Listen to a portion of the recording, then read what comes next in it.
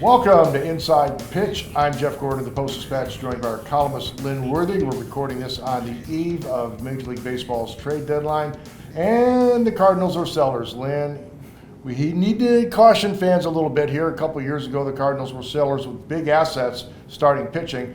Got a bunch of pitching back. Those guys got hurt or washed out, so not much help came out of that sell-off, at least immediate help. Now they need more pitching help. They're back in the market. What should fans expect?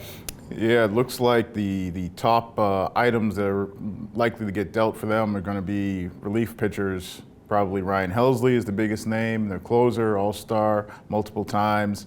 Phil Maton, a setup guy, veteran, who's had some really good numbers this season. Steven Matz, who's started in the past, who's really settled into a relief role as a left-hander who can be a swing guy, give you multiple innings. But those are the primary guys. This is not like 2023 where Jordan Montgomery you were dealing, and then he went on to help a team win a World Series as a starting pitcher. So it's going to be a very different sort of. You're dealing from a very different deck as far as what you have to hand out to different teams. So the gain, I mean, the aim is still going to be the same though. They need starting pitching. There's no doubt in anybody's mind they need starting pitching. It's just going to be hard to think that they're going to be able to get guys who can step in right away, and that's what they need considering. Since last we spoke, Eric Fedde is now out of the rotation. Michael McGreevy is in, and they don't have a whole lot behind him. No, they don't. It's just been unbelievable the number of injuries they've suffered. This is one way that they could restock the organization. The draft was another way. They went pitching heavy. I'm guessing that Chaim Bloom's going to have to go pitching heavy in the marketplace after this season to try to build up the numbers, which are right now abysmal. Another issue, Lynn, as they look at the trade deadline, they're going to have, again, a lot of crowding of position players, particularly a lot of left-handed batters. Right now they're able to get Jordan Walker a bunch of at-bats. Ivan Herrera's getting some work in the outfield to keep the right-handed bat going. That's a bit of an experiment to see if there's going to be something there in the future. But when Lars Nootbaar comes back, when Nolan Gorman comes back, they got a lot of guys. And some of that comes back to the trade deadline. Do you think there's any chance that gets addressed at the trade deadline? Right now, I don't really see it. I mean, I think, like you said, the question is going to be how do they put these guys back in the lineup and get the at-bats that they need? Because Gorman and Nootbaar are going to be going out on or at the point, depending on when you're seeing this, they're either both out or about to both be out on a rehab assignment, which means they're on their way back.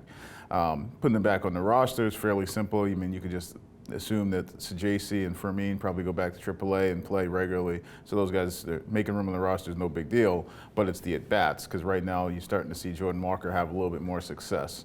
You're starting to see Ivan Herrera get in there on a daily basis now that he's back from the injured list. And obviously Alec Burleson's been one of your main guys who's produced all season.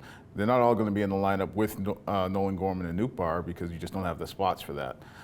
So unless you move somebody else, then you really don't have room to get the at-bats for everybody that you'd like to find some things out about down the stretch here, unless you're moving one of those position players. The problem with that, or at least in my mind, the problem with that is that if you're moving a position player, a guy who could be here long term, the person right now in charge of the trade deadline is not going to be here long term. The guy who will be in charge of the front office long term, Chaim Bloom, doesn't take over until later on this fall. So I just don't, in my mind, like you could probably, if you wanted to be creative and you wanted to go down that road with one of the position guys, whether that's Brendan Donovan or somebody else, then maybe you could, try and get more out of this trade deadline as far as the starting pitching needs. But I just don't see it with the guy, John Mozeliak, running the trade deadline as opposed to the guy who's going to be here long term. Yeah, let's just touch briefly on Brendan Donovan because he's the guy, the numbers, the rumors are around him because people see the numbers that they have with left-handed hitters, a potential logjam at second base with J.J. Weatherholt pushing up, ready to go to the majors next year. So he's the target for other teams, but he's also your most reliable hitter and a guy that's an absolute known commodity who can defend well at second and he'll more than hold up in the outfield.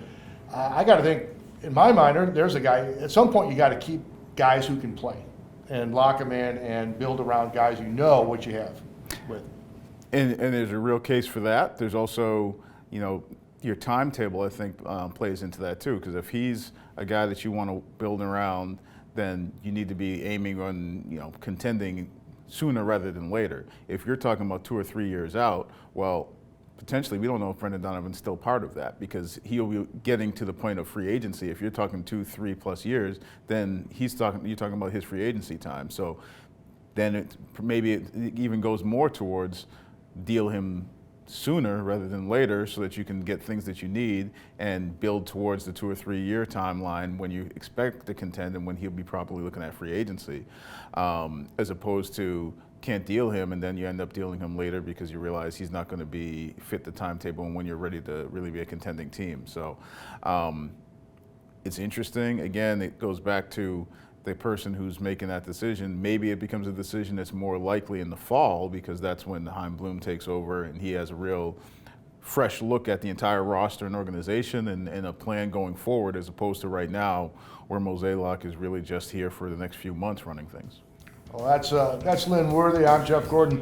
This reminds you that we're going to have a lot to talk about, a lot to cover here at the digital edition of the St. Louis Post-Dispatch over on stltoday.com. Thanks for coming over here, checking us out, supporting local journalism. Until next time, for Lynn Worthy, I'm Jeff Gordon. See you later.